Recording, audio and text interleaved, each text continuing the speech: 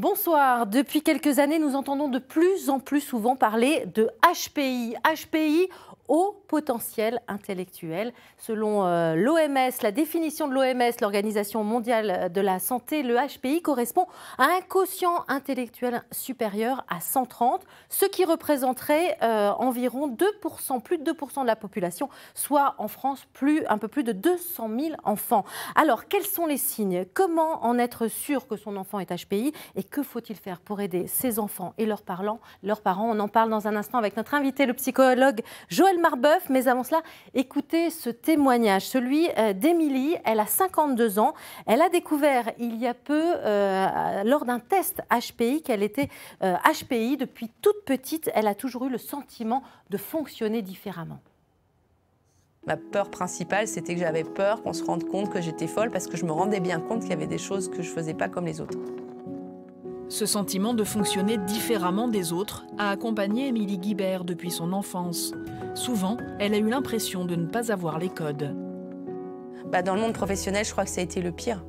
Tu en fais trop, tu t'énerves trop, on m'a même dit que j'étais trop dynamique. Je prends trop à cœur. Pour moi, c'était pas être trop, c'était être très. Et je voyais pas ce que ça voulait dire être moins. On m'a même dit que j'étais trop empathique. Et j'ai dit, mais comment je peux faire pour être moins empathique ? Je ne comprenais pas, parce qu'en fait, finalement, on me reprochait des choses qui, pour moi, étaient des qualités. Je peux arriver avec des choses très logiques, je peux comprendre des concepts assez complexes. Par contre, sur un mot de travers, je peux me mettre à pleurer. Je crois que les personnes n'arrivaient pas à comprendre que je puisse à la fois être dans un émotionnel fort et que je puisse aussi être dans une logique forte. La vie d'Émilie a changé quand son fils a rencontré des difficultés d'apprentissage à l'école. Les médecins découvrent qu'il est dyspraxique. Il a du mal à réaliser certains gestes, comme l'écriture. Il a également un haut potentiel intellectuel. À son tour, Émilie est évaluée. Elle aussi est HPI et dyspraxique. Un résultat comme une révélation. Moi, j'ai passé 20 ans dans des cabinets de psy pour essayer de voir comment je pouvais être comme les autres, en fait. Ça m'a donné cette clé, de me dire, en fait, non, j'ai vraiment quelque chose de différent. C'est assez fort, aussi fort qu'en fait l'impression d'enfin appartenir à l'humanité, en fait. Je ne suis pas bizarre, je suis juste différente et je fais partie d'un groupe de personnes qui fonctionnent différemment et ça, pour moi, c'était énorme. Voilà, alors nous allons voir à quel point il est essentiel de poser un diagnostic avec notre invité Joël Marbeuf. Bonsoir. Bonsoir. Alors vous êtes psychologue, vous suivez des enfants, des adolescents et des adultes HPI, simplement pour que l'on comprenne bien comment fonctionne un haut potentiel intellectuel. Alors un haut potentiel intellectuel, vous l'avez vu dans le reportage, c'est une personne qui va fonctionner avec une rapidité d'analyse de situation et d'information. C'est une personne qui va ressentir aussi un certain nombre de choses et mémoriser beaucoup plus que la moyenne. On l'a vu dans la définition de l'OMS, c'est un QI, donc dans une échelle cognitive, c'est un QI de 130, supérieur à 130 de personnes et qui représente 2,3% de la population. Donc c'est des personnes qui vont vraiment penser, réfléchir un peu plus rapidement que la moyenne et ressentir des choses plus rapidement que la moyenne. On peut diagnostiquer à partir de quel âge ? Même si on ne parle plus de diagnostic, c'est ça? Exactement. En HPI, on parle surtout d'identification. Oui. Et d'ailleurs, c'est intéressant parce que dans le reportage, cette dame, elle parle finalement comme si elle avait trouvé sa propre identité. Oui. Donc, à partir de quel âge? Il y a les premiers tests, le WIPSI, qui est un test de Wechsler, le WISC aussi. Donc, on peut commencer... On va dire que les tests psychocognitifs sont élaborés et étalonnés à partir de 6 ans. On va dire plutôt qu'on va utiliser le WISC, version 5, pour diagnostiquer à partir de 6 ans. Donc, on l'a compris, mettre une identification sur ce HPI, c'est essentiel. C'est essentiel parce que savoir qui on est permet de savoir où on veut aller.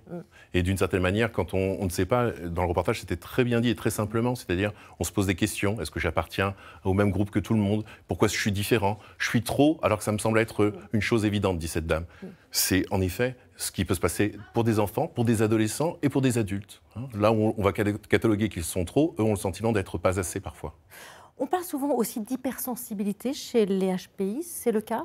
Alors on l'a vu, chez les hauts potentiels, il y a une corrélation, pas forcément un lien de cause à effet, mais il y a une corrélation, une congruence entre ces deux termes. C'est-à-dire que cette émotivité, cette hypersensibilité, on peut la retrouver chez les HPI, chez les gens qui sont hauts potentiel intellectuel et qui vont, encore une fois, être d'une sensibilité un peu plus singulière et d'une sensorialité aussi plus singulière. Chez les enfants, on voit que c'est des enfants qui peuvent être sensibles au bruit, à certaines sonorités. Ils entendent plus de bruit. C'est pas qu'ils entendent mieux les bruits, ils entendent plus de bruit. Ils vont voir des choses, des petits détails dans des scènes et dans des situations. Et tout ça va venir parasiter aussi le développement cognitif et le processus cognitif, ou s'associer et donc avoir un certain nombre d'informations qui vont se mélanger. Alors, pas simple pour les parents et les enseignants également? Oui, en effet. On peut être, encore une fois, HPI et pas rentrer dans les critères des canons de la scolarité. Ça va être souvent, pour les enfants en tout cas, on le remarque au début de l'entrée dans l'école et au moment de l'apprentissage de la lecture, c'est des enfants qui vont poser des questions, interrompre la classe, interroger, poser des questions qui vont surprendre les enseignants et les parents. C'est des enfants qui peuvent s'intéresser, moi je reçois des enfants qui vont s'intéresser à 5-6 ans à l'astrophysique, au mouvement des planètes, etc., etc. Ce qui laisse souvent les parents et les enseignants un peu décontenancés puisqu'ils ne sont pas du tout dans les attentes et les attendus de l'école parfois. Quels conseils pourriez-vous donner justement, des petits conseils simples pour les parents ou les enseignants? Parce qu'on peut être HPI et en échec scolaire, justement. Oui, alors on peut être HPI et en réussite scolaire, on peut être HPI et en échec scolaire. Ce que je propose souvent aux parents, c'est en effet de ne pas couper, et comme souvent avec n'importe quel enfant, mais encore plus avec les enfants HPI, qui vont avoir des questions, c'est de ne pas tenter soit de répondre à toutes les questions, parfois de dire aussi à ses enfants qu'on ne sait pas. Ça peut être très aidant parce que ça veut dire qu'on va chercher avec eux. Et ces enfants-là sont d'une curiosité très qu'il faut nourrir. En fait, ce qui guette les enfants HPI, c'est souvent l'ennui. L'ennui à l'école ou l'ennui à la maison. Leur demander qu'ils nous expliquent justement leur fonctionnement, comment ils fonctionnent, parce qu'ils ont l'impression d'être abandonnés souvent, de ne pas être compris. Voilà, c'est souvent ça chez les jeunes enfants. Ils ont l'impression de ne pas être compris, d'être particuliers, d'être trop différents de leurs parents, alors que quand on veut grandir, enfant en tout cas, adolescent c'est autre chose, mais enfant on veut ressembler un peu à ses parents et appartenir à une espèce qui s'appelle la famille. Et d'une certaine manière, si un parent demande à son enfant « explique-moi ce que tu veux dire par là, je ne comprends pas », l'enfant va avoir en tête que le parent ouvre la porte de la communication et veut au moins le comprendre. Et ce sentiment d'être compris ou d'être tentative de compréhension permet à l'enfant de se sentir moins isolé. Parce qu'on retrouve chez les enfants HPI, très jeunes, un sentiment d'isolement et d'isolation qui fait qu'à un moment donné, il y a des éléments dépressifs qui peuvent arriver.